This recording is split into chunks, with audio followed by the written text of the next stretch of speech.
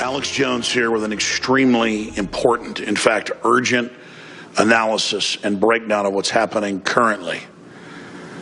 First off, everyone sees that the world is going through a lot of changes right now, and that those changes are not for the best interest of the average person or for national sovereignty and individual free will. And out of this spectrum of events, escalating Middle East crises, Chinese stock meltdowns, the situation in Greece, amongst all of this, we have governments trying to foment sectarian division, divide and conquer, racial division. What is behind it? We're about to break down exactly what is behind it today. We're going to point fingers. We're going to break down exactly who is pulling the strings, who is controlling the wheel of the global ship of state. The new Pope, who's been in power now for 2 years, elected by the cardinals at the Vatican, has openly called for planetary government 3 weeks ago and now calling for planetary carbon taxes and wealth redistribution. What's really behind this?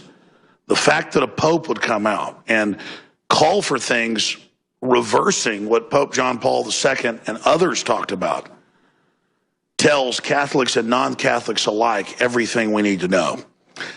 So we're about to go to the bottom of the rabbit hole here, ladies and gentlemen, and explain exactly what's happening. You can debate all day whether the Vatican and Catholic civilization has been a positive or negative thing throughout history.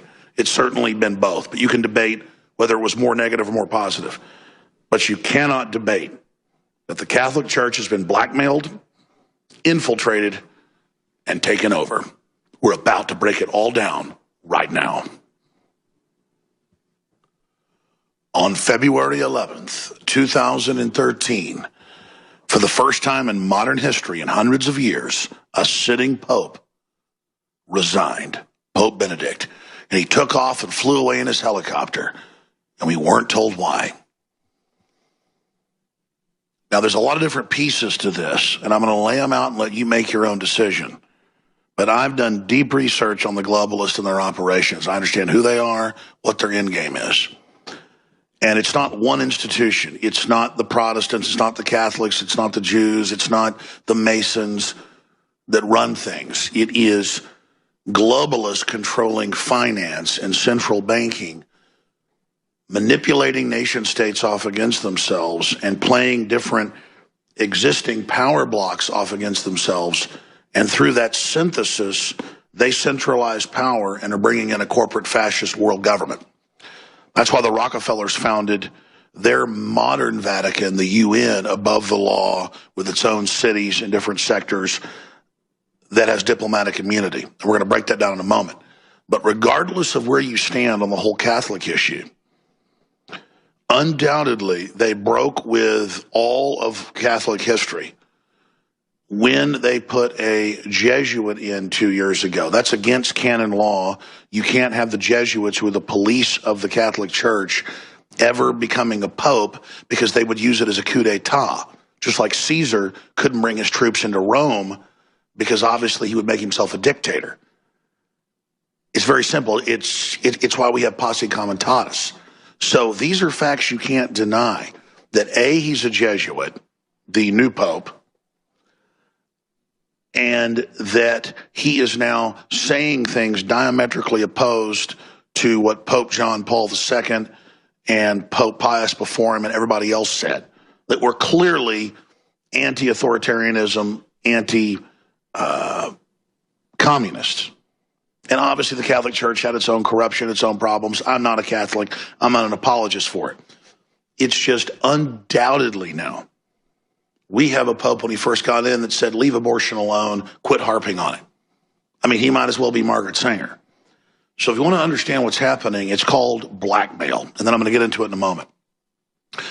The Catholic Church allowed itself to be clearly infiltrated, just like the military, just like public schools, just like so many other institutions, Congress, by pedophile networks, who then, once they get somebody in, they then recruit unknowns like Dennis Hastert to then come in and fill their ranks. Then the people are totally compromised. And so there was a major pedophile scandal that the Catholic Church has been covering up for 30 years. The whole thing basically began to break. The operatives inside that were doing it were blowing the whistle on their own people to then be able to blackmail the Catholic Church into, at this critical point, bringing in the new Pope, who we're going to go over in a minute, who would then call for class warfare and what has been taught by the communists for over 100 years, liberation theology. And the reason this was done is they couldn't get the third world populations to sign on 5 years ago to the Copenhagen UN climate change treaty that basically doubled taxes on the third world. They'd promised it as a wealth redistribution, but when the treaty came out, Lord Monckton got a copy of it, a good Catholic himself. It was absolute tyranny, neo-colonialism, IMF, World Bank, raping the third world that they've done over and over again. And of course, the IMF and World Bank support carbon taxes. The Vatican supports it. It's all the same club. Switzerland provides the Swiss guards. This is a city above the law with untold wealth lecturing the middle class on how they need to pay more taxes to take care of poor people, as if the middle class doesn't already provide most of the jobs.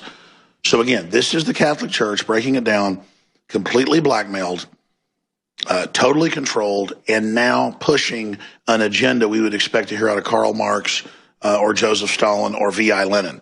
So let's go ahead and go over some of the evidence right here. Again, we had the papal conclave in 2013.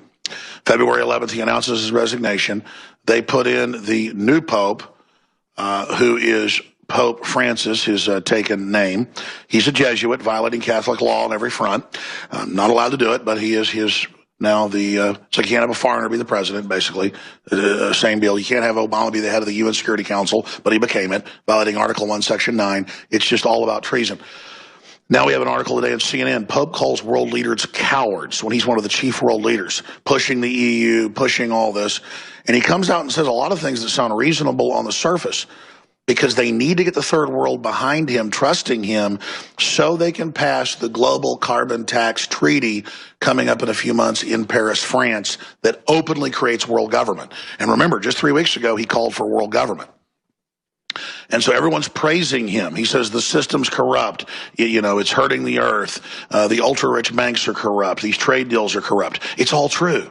But then when you read the fine print, the Vatican and him are supporting those deals. So again, it's rhetoric playing on the ignorance of the public. The Treaty of Rome in 1957, signed at the Vatican, was pushed by the Vatican to help create the European Union to be a new superstate that they basically controlled. And it was Jesuit operatives on record that helped set it up with the founder of it, Prince Bernhard of the Netherlands. You can just look all this up. So again, he's criticizing globalism when the Vatican has been at the heart of it. And then right here at the last moment, it's not going to be capitalist, it's going to be communist. Let's continue breaking down the biggest secret. If you go to the Holy See, they explain that they're a sovereign nation above the law that can do whatever it wants. There's the official Vatican.va website. And then you have the city of London. Within London, that's above the law, pays no taxes, is one of the richest cities on earth. It copies what the Vatican's doing. Who else copies that? Washington, D.C., established after our country was set up, above the law, tax exempt, doing whatever it wants. Again, the United Nations, set up by the Rockefellers, given land, tax exempt, has major capitals in every major region, above the law, diplomatic immunity. This is the model that they are using. This is the system that has been established. So regardless of how you see the Vatican, good or bad or in between, it is an above the law global system with unlimited history and research and spies and operatives, with thousands of bank subsidiaries around the world, with estimated over 1,000 trillion or a quadrillion dollars. And they've got this guy running around lecturing us about wealth redistribution because the ultra rich are going to knock out any economies left. He wants to shut down oil drilling, everything, to create a global collapse of austerity, to bring in the answer, a world government to it, with the new pope now calling for a one world religion to bring everyone together. I mean, either the Bible's coming true, Revelations and Daniel and all the rest of it, and Ezekiel, and what Christ said, or they're using it as a playbook to set up a planetary tyranny. 3 global regions, 10 sub-regions, the 10 kings. This is over the top. And this new pope is the most naked manipulator I've ever seen. He makes Obama look tame with his deception. And Catholics are reviled by it. People around the world are reviled by it, but also poor, desperate people everywhere hear him with promises of wealth redistribution. They buy into it. We know for the first time that a pope from outside Europe was put in. I wouldn't be against it if the guy wasn't a communist.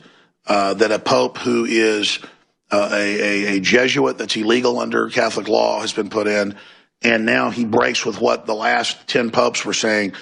I mean, somebody's wrong. Either those last people were, horrible, or he's horrible. And folks are going to have to face this. They're going to have to deal with it. But the mere fact that you have a pope doing this at this point and calling for a planetary government, again, just 3 weeks ago, and calling for global wealth redistribution based on environmentalism, this isn't real environmentalism. This is the globalists tracking everything you do, bringing in feudalism to control you, a new dark age, and the popes, saying climate change isn't the sun. That's back to saying that the, Earth was the center of the universe. I mean, this is just too much. And so this just adds into the global meltdown and the crises we're seeing accelerate. It's unprecedented, and we're going to be breaking it down on the radio here today. But it's clear that the Vatican has been completely taken over, whether it was good or bad before. It's completely run by Marxists now, who themselves work for big central bankers who are exempt from the high taxes, exempt from the regulations, just like the City of London, just like D.C., just like Rome, just like the Swiss government, just like other institutions that model themselves after this. They're the new nobility, we're the slaves, and they lecture the unwashed masses about how communism and socialism will free them when we know it creates a living nightmare. This is someone who looks at drowning third world countries and basically throws them bowling balls and tells them that they've been given life rafts. I'm going to throw it back to David Knight here at InfoWars syndicated radio transmission. And of course, we also have the Sunday radio show, 4 to 6 p.m., where I'll be hosting live as well. But this is an unprecedented time to be alive. You have been warned. The globalists are making their moves on every front. Their operatives are activating. They're trying to start race war everywhere. They're engineering financial collapse. It's all rigged. This is an incredible time to be alive. But for every action, there's an opposite and equal reaction. Newtonian physics. People are ready to wake up right now. So spread the word that the good news is this evil has never succeeded before, and it will fall this time. And that this Pope, for all intents and purposes, fits the bill of the false prophet of Revelations. Alex Jones for Infowars.com.